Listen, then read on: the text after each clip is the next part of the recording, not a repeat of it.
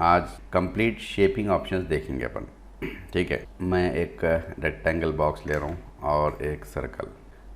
Rectangle को कोई एक कलर ले लेंगे ब्लू और इसको एक कलर ले लेंगे ग्रीन।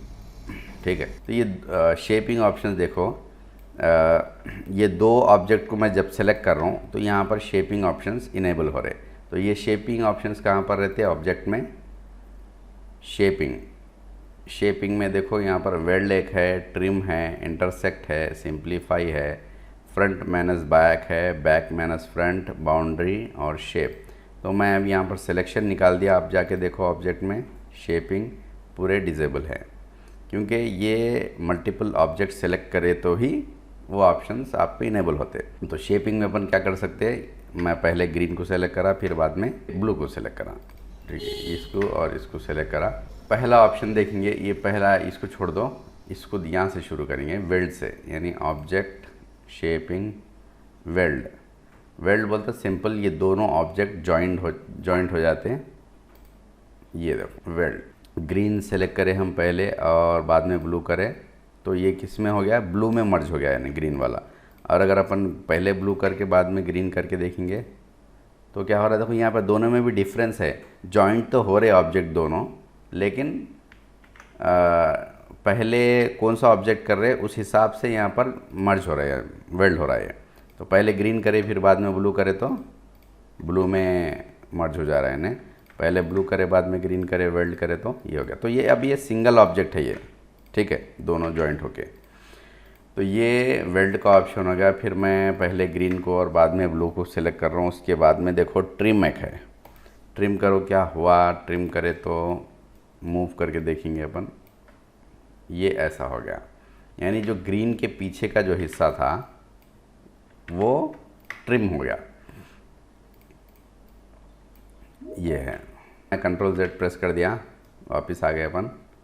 हाँ, फिर से ग्रीन और प्लस ब्लू दोनों सिलेक्ट कर लिए, ट्रिम हो गया। अब ये हो गया इंटरसेक्ट बोल तो ये जो कॉमन ये एरिया है, कॉमन एरिया यानी दोनों के बीच का हिस्सा, दोनों के बीच का कौन सा है? ब्लू और ग्रीन के ये हिस्सा आ रहा। ठीक है, तो इंटरसेक्ट करके देखो आप, एक न्यू ऑब्जेक्ट क्रिएट हो जाता। इसको मैं मूव करके देख रहा हूँ, ये देखो ये दोनों वैसे ही है जैसे कि वैसी। एक एक्स्ट्रा ऑब्जेक्ट जो बीच का हिस्सा है दोनों के, वो वहाँ पर क्रिएट हो जाता। तो ये हो गया इंटरसेक्ट। पहले अगर ग्रीन करे और बाद में ब्लू करे तो कौन सा आ रहा? ब्लू आ रहा। और मैं पहले पीछे वाला ऑब्जेक्ट सेलेक्ट कर रहा हूँ, बाद में सामने वाला कर रहा हूँ और इंटरसेक्ट करें हम तो क्या हो गया? ये ऊपर वाला ऑब्जेक्ट क्रिएट हो गया, लेकिन वो कॉमन एरिया ही क्रिएट हो रहा। ठीक है, तो ये हो गया इंटरसेक्ट। उसके बाद में है सिंप्लीफाई पे क्लिक करा मैं, हुआ क्या देखो, किसके जैसा हुआ? ये ट्रिम के जैसा हुआ है। तो अब मैं पीछे का पहले सेलेक्ट कर रहा हूँ और सामने का बाद में कर रहा हूँ और फिर सिंप्लीफाई, फिर भी वही हुआ। ठीक है, तो सिंप्लीफाई और ट्रिम ऑलमोस्ट सिमिलर है। इसको मैं पीछे करके देख रहा हूँ क्या होने वाला है। अब सिंप्लीफाई, तो पीछे वाला ऑब्जेक्ट जो है वो ट्रिम हो जा रहा हो, यानी वो ट्रिम का काम ही कर रहा सिंप्लीफाई। और उसके बाद में है फ्रंट माइनस बैक। मैं पहले ग्रीन सेलेक्ट करा और ब्लू यानी पीछे वाला बाद में सेलेक्ट करा, फ्रंट माइनस बैक। तो इसमें क्या हुआ? बैक का पूरा चले गया, सामने का जो ओवरलैपिंग था वो हिस्सा भी ट्रिम हो गया। तो फ्रंट माइनस बैक ये है। और फिर पीछे का पहले सेलेक्ट कर रहा हूँ, बाद में सामने का कर रहा हूँ, फ्रंट माइनस बैक। हाँ, ये हो गया। तो अब मैं पहले सामने का कर रहा हूँ, पीछे का बाद में कर रहा हूँ, तो भी सेम काम कर रहा है, यानी फ्रंट माइनस होते हुए बैक का पूरा डिलीट हो गया। अब मैं क्या कर रहा हूँ? बैक माइनस फ्रंट कर रहा हूँ। बैक माइनस फ्रंट क्या हो गया? फ्रंट का पूरा डिलीट हो गया, पीछे का जो कॉमन एरिया था वो हिस्सा भी ट्रिम हो गया। तो ये बैक माइनस फ्रंट है ये। और एक है बाउंड्रीज, क्रिएट बाउंड्रीज। यहाँ पर भी एक डाल दे रहा हूँ ऑब्जेक्ट में, कॉपी पेस्ट कैसा कर रहा हूँ? लेके जाके यहाँ पर राइट क्लिक करके छोड़ दे रहा हूँ, कॉपी पेस्ट हो गया। समझो मेरे पास ये इतने ऑब्जेक्ट्स है अलग अलग। ठीक है, ये अलग है, ये 5 ऑब्जेक्ट्स है। तो उसको मैं पूरे इंडिविजुअल अलग अलग है, ग्रुप नहीं करा मैं। सेलेक्ट कर लिए हम पूरों को एक साथ, और सेलेक्ट करके बाउंड्री पे क्लिक करें, क्रिएट बाउंड्री। तो हुआ क्या, एक बाउंड्री क्रिएट हो गई इसके पूरे सराउंडिंग से। ये देखो, ये एक शेप बन गया एक। तो ये ऑब्जेक्ट्स जैसे कि वैसे ही है, यहाँ पर एक नया ऑब्जेक्ट क्रिएट हो गया। अब जितने ऑब्जेक्ट आप सेलेक्ट करके आप बाउंड्री क्रिएट करेंगे, तो मैं अब 3 सेलेक्ट करा और बाउंड्री पे क्लिक करा तो तीनों की बाउंड्री एक क्रिएट हो गई। या ऊपर के 4 ऐसा सेलेक्ट करो, ये क्रिएट हो गई देखो, ठीक है। तो ये हो गया बाउंड्री क्रिएट करने का ऑप्शन। अब और एक है यहाँ पर कंबाइन बोल के है, तो कंबाइंड पे क्लिक करा मैं तो कंबाइंड हो गई ये ऑब्जेक्ट, ये सिंगल ऑब्जेक्ट हो गया है अभी। लेकिन कंबाइंड और वेल्ड में डिफरेंस क्या है बोलते, तो अगर यही मैं वेल्ड करता पूरों को सेलेक्ट करके, तो ये पूरा सॉलिड एक ऑब्जेक्ट बन जा रहा है। और वही हम अगर कंबाइन करेंगे तो ये जो कॉमन एरिया है वो कॉमन एरिया क्या हो जा रहा, ट्रिम हो जा रहा। लेकिन कॉमन का भी और एक कॉमन एरिया है यहाँ पर, यानी ये 3 ऑब्जेक्ट मिलके जब ओवरलैपिंग हो रहा तो वो ऑब्जेक्ट में फिर फिल हो जा रहा। तो अब इसको और थोड़ा सा क्लियर समझेंगे, इसको यहाँ हटा दो, मैं 2 ऑब्जेक्ट ले रहा हूँ, 2 ऑब्जेक्ट ओवरलैपिंग नहीं कर रहा हूँ, बाजू बाजू रख रहा हूँ, ठीक है। ये इसको हम एक ऑब्जेक्ट के जैसा ट्रीट करना बोलते, एक तो हम ग्रुप कर सकते, दूसरा कंबाइन कर सकते। तो मैं अभी कंबाइन कर रहा हूँ, तो कंबाइन करें तो क्या हो गया, ये सिंगल ऑब्जेक्ट हो गया। ये 2 ऑब्जेक्ट नहीं है, ना ये ग्रुप है, एक ग्रुप भी नहीं है, और ना ये 2 ऑब्जेक्ट है, ये सिंगल ऑब्जेक्ट है देखो। तो उसको यहाँ पर बताया था कर्व बोल के, अगर वही हम अगर ग्रुप करते तो यहाँ पर ग्रुप ऑफ 2 ऑब्जेक्ट्स बोल के देता है स्टेटस बार पे नीचे, ठीक है। तो अनग्रुप कर लिया मैं और कंबाइन कर लिया। कंबाइन करते देखो कलर कोई भी एक, दोनों में से एक उसका ले लेता हूँ, यानी वो डिपेंड करता है सिलेक्शन पहले कौन सा करें हम, पहले सिलेक्शन कौन सा करें, फिर भी वो एक ही ऑब्जेक्ट, हाँ पहले सिलेक्शन जो करे उस हिसाब से उसके अंदर उन्हें कंबाइन हो जा रहा वो ऑब्जेक्ट का। तो ये अब सिंगल ऑब्जेक्ट है। तो ये आपको कब ज़रूरत पड़ती बोले तो वैसे एक ऑब्जेक्ट को अगर अब एक ऑब्जेक्ट बना लेना है आपको तब ज़रूरत पड़ती, और टेक्निकली अगर आप इसको यूज़ करना है, वैसे हम ग्रुप ऑप्शन भी यूज़ कर सकते हैं।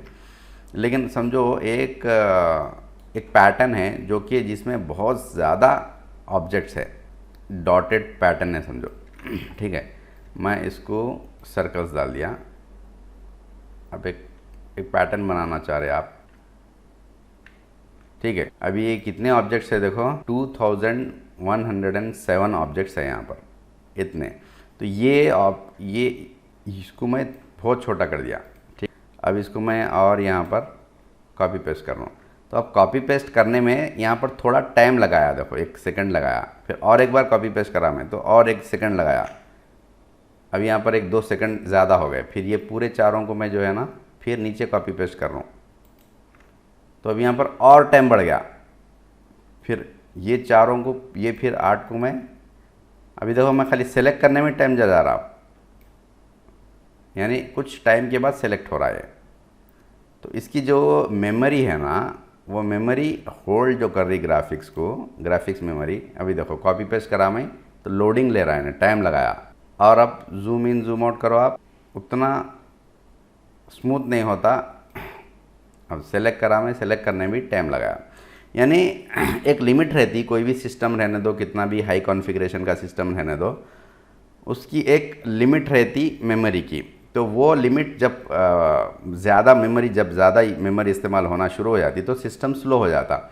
अब मैं इससे और आगे अगर बढ़ाऊँगा, यानी ये पूरों को सिलेक्ट करके फिर एक कॉपी पेस्ट इसका करूँगा, तो हो सकता क्या है, ये कोरोलेड्रा स्टक हो जाता, हो सकता, और फिर शट डाउन हो सकता है ये कोरोलेड्रा, या पूरा सिस्टम ही हैंग हो जाता। तो ये होने के चांसेस रहते हैं। तो इस टाइम पे अपने को, और लेकिन आपको ये करना ही करना है, समझो ये बैकग्राउंड होना ही है आपको ऐसा। तो इस वक्त में आप क्या कर सकते बोले तो मैं Ctrl+Z प्रेस कर रहा हूँ, ठीक है। Ctrl+Z प्रेस करते ये ऑब्जेक्ट्स को मैं क्या कर रहा हूँ, कंबाइन कर दे रहा हूँ। तो ये ऑब्जेक्ट्स है कितने देखो, टोटल 2107 ऑब्जेक्ट्स है, और ये पूरों को मैं कंबाइन कर दिया। तो ये अब क्या होता मालूम, एक ऑब्जेक्ट के जैसा ट्रीट होता है ये। अब ये 2107 नहीं है, देखो कर्व 1 लेयर 1, यानी ये एक ही ऑब्जेक्ट के जैसा ट्रीट होता।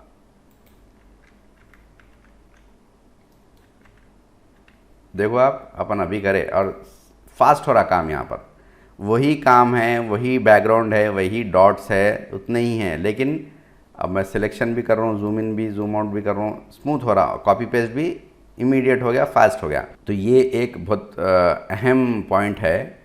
ये आम तौर पे ये आप लोगों को काम करने के बाद में, यानी एक्सपीरियंस जो होने के बाद में ये चीज़ें समझ में आते, जो अभी हम क्लास में देख रहे हैं, ये बहुत अहम बात है। अब ये देखो कितने ऑब्जेक्ट्स है, पूरों को सेलेक्ट करा मैं, 16 ऑब्जेक्ट्स है, जबकि ये 2000 इंटू 4 ज़ा 16 इंटू 2000, तो कितने ऑब्जेक्ट्स हो गए अपने को, 2107 इंटू 16, ये एक्चुअली 33,712 ऑब्जेक्ट्स है, लेकिन हम उसको क्या करें, 16 ऑब्जेक्ट्स में कन्वर्ट कर दिए।